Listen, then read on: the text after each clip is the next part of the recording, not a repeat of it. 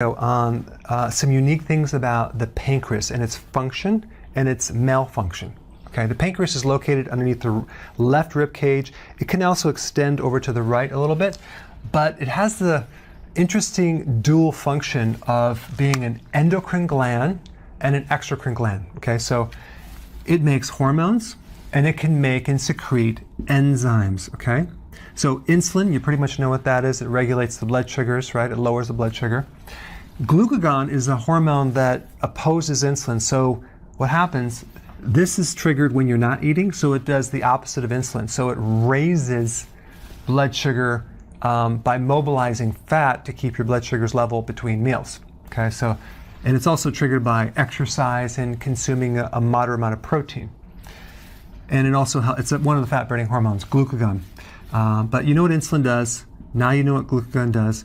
Enzymes, every time you eat, the pancreas is a workhorse to produce enzymes to help you digest food, especially if you're consuming more cooked foods or pasteurized foods, things like that, because your body has to break it down. The enzyme lipase, for example, works with bile to help break down fats to the smallest particle. So there's a lot of enzymes that your body makes. One is it's called elastase, which basically is a protein enzyme that helps specifically break down elastic fibers like collagen, fascia, cartilage, that type of thing. And then you have bicarbonates. So bicarbonates are there to help neutralize the acid coming down from the stomach.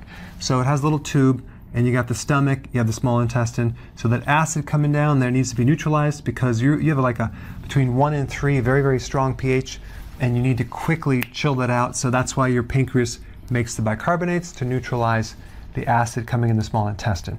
Okay? So there's a condition called endocrine pancreatic insufficiency. Okay?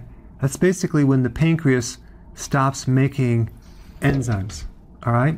So here are the symptoms: diarrhea, loss of appetite, weight loss. So then we have steatorrhea, which is basically your body's not breaking down fats, so the stool is oily and it leaves a little skid mark in the toilet, and it has a bad odor, okay? And then you have gas, abdominal or stomach pain, decrease absorption of fat-soluble vitamins, and it can affect blood sugars. In other words, pancreatic insufficiency can cause type 1 diabetes and even type 2 diabetes because you're decreasing the function of the pancreas. So what happens when you have one part of the gland being dysfunctional, you're gonna have the other part too. So when you no longer can produce the enzymes, you're no longer going to produce the hormones as well. Okay? Now, I want to talk about the causes of pancreatic insufficiency. So you have cystic fibrosis, which is an inherited condition, which basically starts really blocking the function of different organs: sinus, lung, liver, and pancreas. So that would be one cause. The next cause would be something called chronic pancreatitis.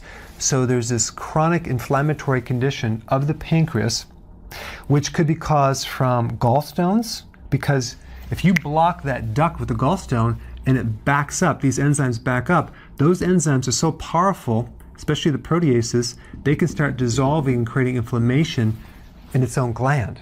Okay, so that would be one cause. Or there could be a virus or an autoimmune condition of the pancreas, or the person drinks a lot of alcohol, really destroys the pancreas, or high fructose corn syrup. The liver doesn't differentiate between the effects of high fructose corn syrup and alcohol. They're both very, very similar. So consuming high fructose corn syrup is like drinking alcohol as far as the liver is concerned. It creates a lot of liver damage, but it also has something called a cytotoxic effect on the cells of the pancreas that make insulin. Okay? In other words, they kill the beta cell. They have the capacity to actually kill the cells that make insulin.